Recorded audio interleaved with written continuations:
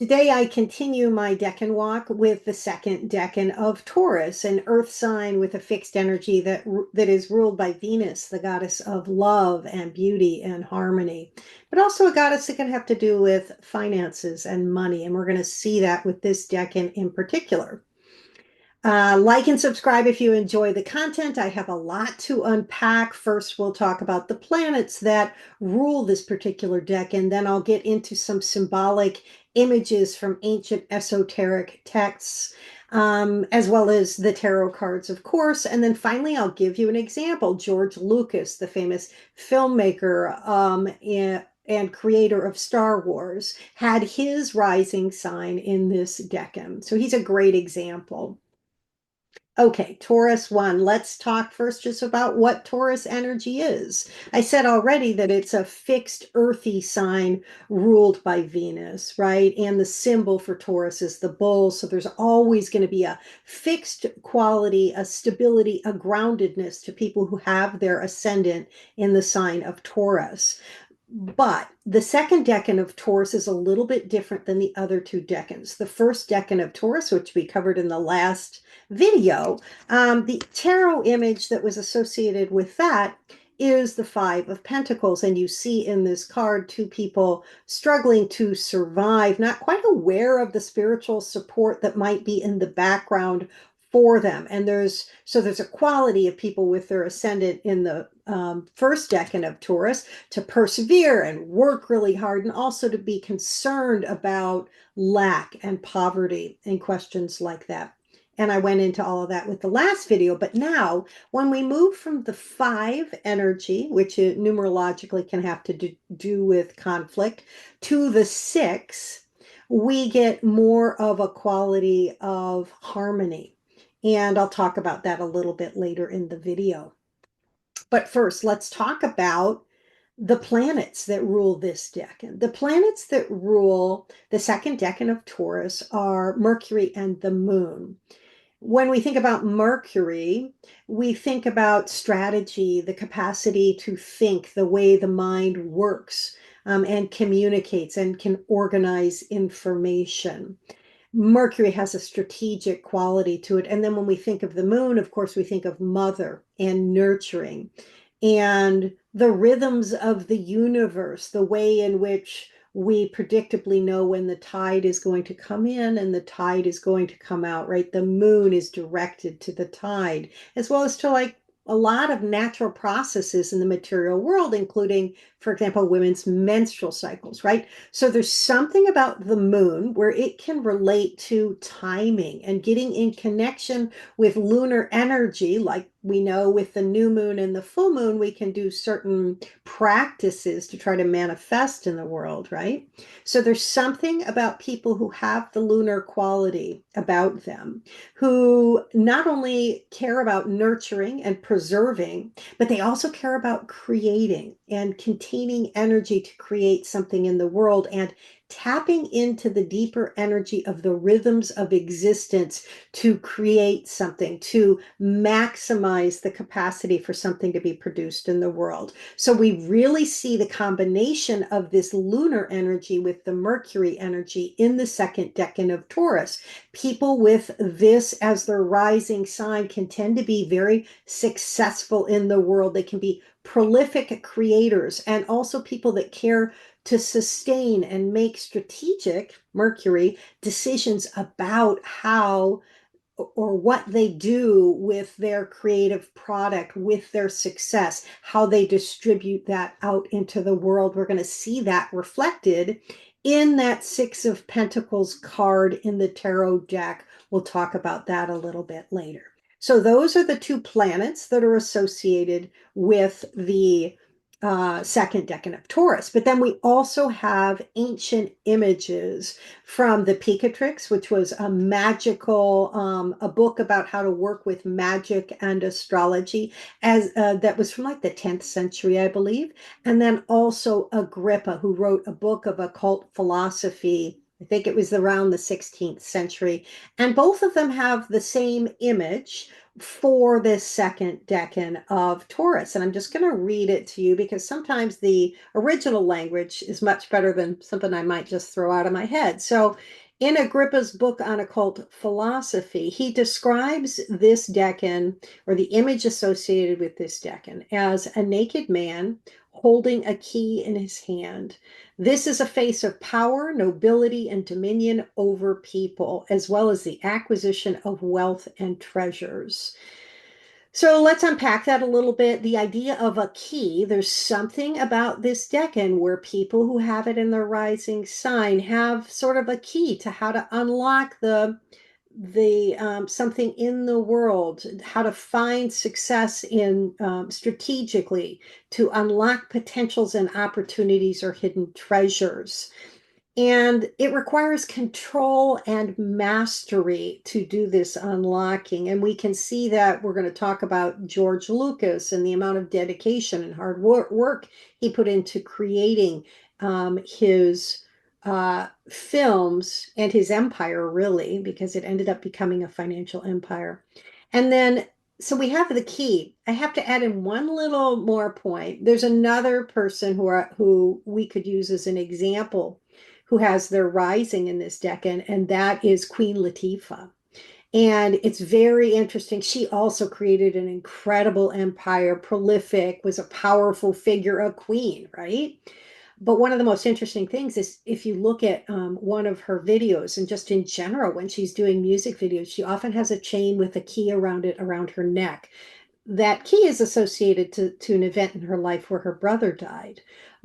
And also just the very idea that one of the images for this decan of Taurus is the image of a man with a key, right? And then this is one of Latifah's, or Queen Latifah's, images that she uses in her personal life, shows you just how the synchronicity and the reality of how these images can just be part of the life of the person who has this as their rising sign. So I thought that was quite interesting. And when I do, there'll be a transcript that I include in the blog for this.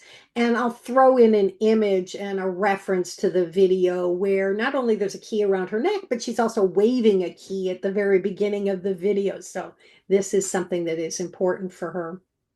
Okay, the other part of that Agrippa image not only was the key to unlock sort of the power of the universe, but also the notion of dominion and power. And Taurus, even if you think again about Queen Latifah, her very presence was quite powerful. The same with George Lucas, this capacity to hold space in a noble way, and the willingness to exercise their dominion and their authority in the world to create financial success. And then, of course, the last image is the idea of wealth that comes with the Agrippa and the Picatrix description. We'll see that played out as well in the tarot cards that are associated with this decan. Okay, let's move to the tarot images. First, we noted, or I noted, it's the Six of Pentacles. Excuse me, let me go over this side. The Six of Pentacles is the card associated with the Second Decan of Taurus. And first, let's just talk about the numerology of the number six. Six, numerologically, from the Kabbalah, is the center of the tree of life. The tree of life in the Kabbalah. It's the heart. It's the part of the tree of life that accesses the spirit and the body. So it's this idea of harmonizing the energy from above with the capacity to manifest it in the material world, and doing this with balance, or attempting to do it with balance, because of course we're human beings and limited in our capacity, right? We can see this balance and harmonizing force reflected in the Thoth tarot deck image that is associated with this deck, and it's called the Six of Discs. And here we see a six-petaled rose in the center, and just kind of the manifestation of creative force in the world. And Thoth calls this card success, right? So just you pull this card, you're going to be successful in the material world.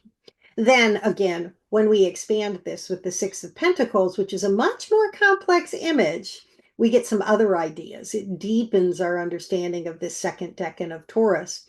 Here we see a man holding scales in his hand, right?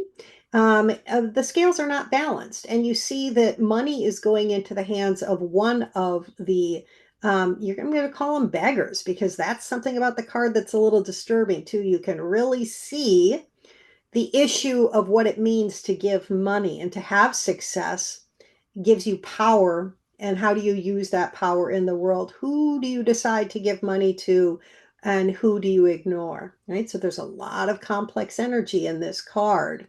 So we see the scales in his hands, but they're not balanced. And we also see he's giving coins to one of the beggars and not the other. We also see the man is wearing a red coat over a blue cloak. And it's an interesting image when you think about, because colors matter in tarot cards. Red can have to do with the ego. So there's something perhaps about the possibility of the ego taking over and making the decision for the spirit, right? That blue cloak underneath can have to do not just with spirit, but spirituality and a connection to something more divine. And so this card really calls a lot of notions into question. What is it to have money and wealth, right? Clearly the guy has the wealth and it gives him the power. But how do you exercise that power in the world? Do you do it in a strategic manner, that Mercury, right, that guides this second decan of Taurus? Or does your ego somehow interfere and just, because again, we're material beings in a material plane, and when we are inspired to take action in the world, there's always a need to reflect on, when we act that out, our inspiration, are we doing it from the center of our being, from something from the deeper part of who we are, or is our desire for power and control, right, and the authority that comes with having a lot of money, interfering with that? So these are some of the deeper questions that can come with the second decan of Taurus. Just gonna look and see. Yeah. Uh, so then let's just talk about George Lucas, because he's a really good example, in addition to Queen Latifah, of somebody with a first decan, or excuse me, they're rising in the second decan of Taurus. Um, so when we think about some of the images I talked about, like the image of the key and how it can exemplify, and this is from Agrippa as well as the Picatrix, that somebody with this decan has kind of access to hidden knowledge or the ability to uncover secrets of the natural and material world. Well, if you think about Star Wars, the series, Lucas unlocked a new dimension of storytelling, sort of blending timeless mythological themes with groundbreaking technology, right? So he created something new. He unlocked through his own capacity the creation of something new. So he was related to both spirit and his own embodied existence to bring this into the world. And then also, if we think about numerologically, I talked about the six is associated with Tifereth, the Sephira of beauty and harmony and the heart center, right?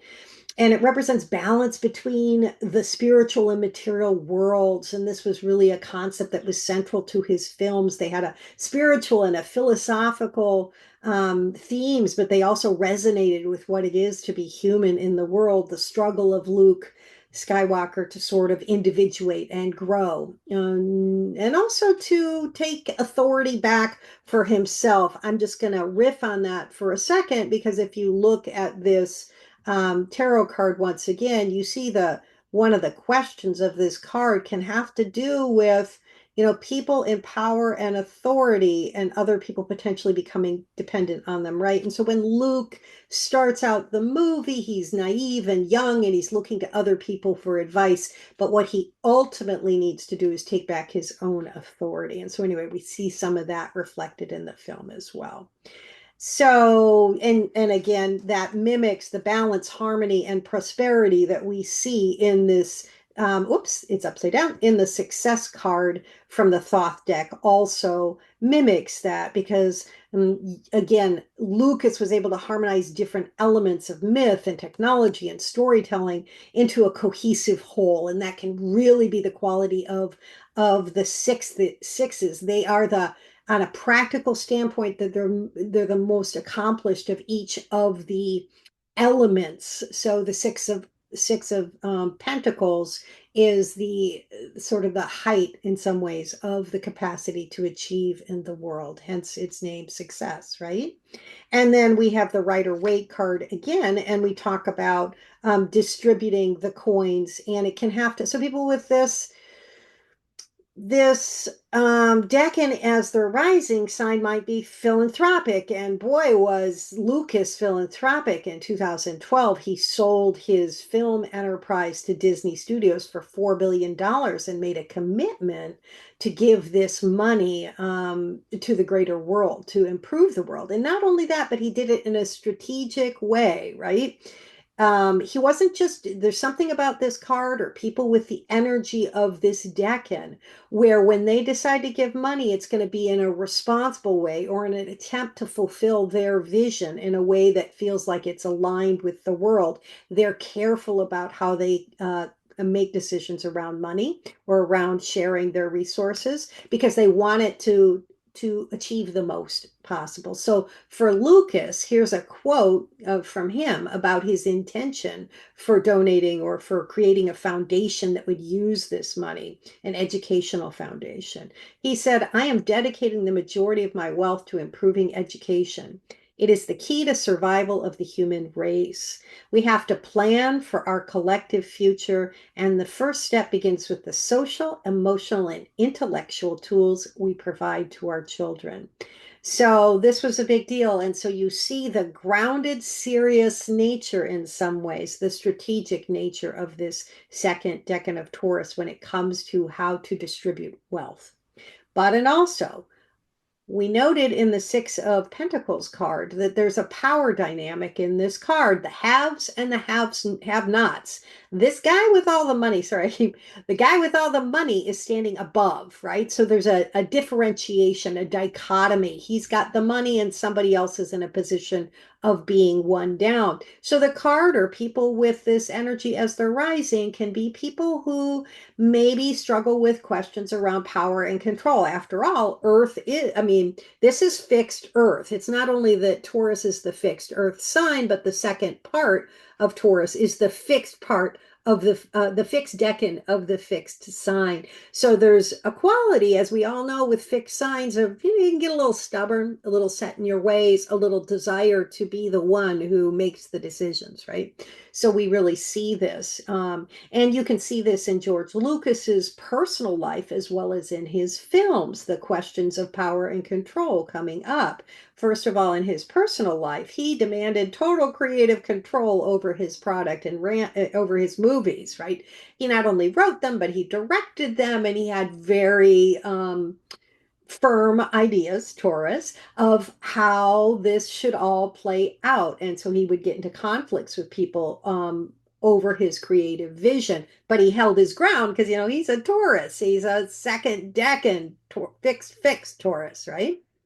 And one of the things he said that really demonstrates this is, here's a quote from him: "You can't do something because it's going to make you a lot of money. You have to do it because you love it and you believe in it." So he stood by his vision in a very firm way. And then we also see this notion of power dynamics and control played out in the themes of his films. Super interesting. So, in the Star Wars universe, much of the narrative revolves around power dynamics. First, you have the Jedi Order, and they act as a steward of the Force, right? The creative potential of the universe, attempting to maintain balance. Remember, sixes are about balance, and use their power wisely, much like the giver in the Six of Pentacles when he's at his best. And then we also have the give and take dynamic, or excuse me, then we have the Siths in the Star Wars trilogy or Enterprise, who hoard power. They use it for domination and control. So that's the shadow side of the Six of Pentacles. So you got money and you got wealth. What are you going to do with it? This imbalance of power mirrors the shadow aspects of the card, where generosity becomes exploitation. So we can just think about those themes. Yeah, I think that's good. We already talked about the fact that there can also be something around the need for wondering about dependency on others for resources and the way in which that might put you in a position of being one down, and how we might need to flip the switch or find balance and harmony as we are in the position of the person to receive as opposed to the position of the one who gives. So anyway, all of those themes, giving and receiving, power and control, balance, money, wealth, fixedness, creativity. These are all part of Taurus too. I hope you enjoyed the video. If it resonates with you, drop a comment, ask me a question. If this is your ascendant, let me know if this fits. And of course, you can also use this video if you have other planets in this second decan of Taurus to get a better feeling for how they may play out for you. Anyway, like and subscribe if you enjoy it. Have a great day.